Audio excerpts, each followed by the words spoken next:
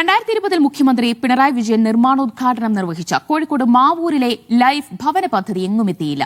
പദ്ധതിക്കായി ഏറ്റെടുത്ത ഏക്കർ കണക്കിന് ഭൂമി കാടുപിടിച്ച് നശിക്കുകയാണ്. പദ്ധതി എന്ന് നടപ്പാക്കുമെന്ന് സംബന്ധിച്ച് അധികൃതർക്കാണെങ്കിൽ കൃത്യമായ മറുപടിയുമില്ല.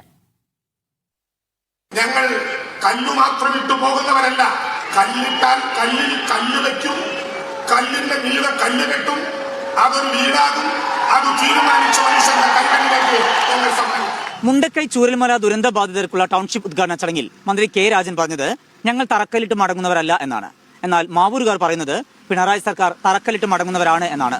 എന്തുകൊണ്ടാണ് അവർ അങ്ങനെ പറയുന്നത് എന്ന് നമുക്ക് പരിശോധിക്കാം.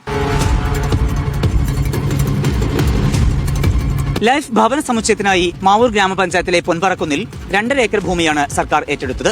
2020 പദ്ധതിയുടെ നിർമ്മാണോദ്ഘാടനം മുഖ്യമന്ത്രി നിർവഹിക്കുകയും ചെയ്തു. എന്നാൽ പിന്നീട് ഒരു നടപടിയും ഉണ്ടായിട്ടില്ല. ഇവിടം ഇപ്പോഴും കാട് പിടിച്ചു കിടക്കുകയാണ്. 2020 സെപ്റ്റംബർ 24 നിർമ്മാണോദ്ഘാടനം കഴിഞ്ഞ പദ്ധതി പക്ഷേ തിരഞ്ഞാൽ കാണില്ല. ഭവന സമുച്ചയം, ഹെൽത്ത് സെന്റർ, കുട്ടികൾക്കുള്ള പാർക്ക് തുടങ്ങിയവയെല്ലാം വിഭാവനം ചെയ്തിരുന്നെങ്കിലും എല്ലാം ഈ കാട്ടിൽ ഒതുങ്ങുകയാണ്. ഏകദേശം 300ഓളം കുടുംബങ്ങൾക്ക് താമസിക്കാൻ സൗകര്യം ഒരുക്കുമെന്ന് പറഞ്ഞുകൊണ്ട് 6,71 ലക്ഷം രൂപ അടങ്കൽ തുകയായിട്ട് പരിപാടി നടത്തുക. അന്ന് ഗ്രാമപഞ്ചായത്തിൻ്റെ വൈസ് പ്രസിഡന്റ് ആയിരുന്ന ഞാനും ആ ചടങ്ങിൽ പങ്കെടുത്താണ്. മുഖ്യമന്ത്രി ഓൺലൈനായിട്ട് വന്നു. അതിപ്പോൾ അവിടെ കിടക്കുക.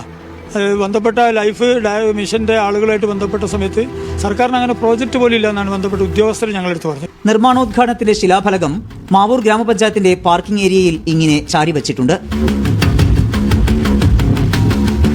100 കണക്കിന് ആളുകൾ ഈ ലൈഫിന്റെ പദ്ധതിക്കായിട്ട് കാത്തു കിടക്കുന്നുണ്ട്. വിവാദങ്ങൾക്കപ്പുറം നിരവധി കുടുംബങ്ങളുടെ സ്വപ്നങ്ങളാണ് ഇങ്ങനെ കാട് പിടിച്ചു കിടക്കുന്നത്. ഈ പദ്ധതിക്ക് എന്ന് ജീവൻ വെക്കുമെന്ന് കാത്തിരുന്ന് കാണണം.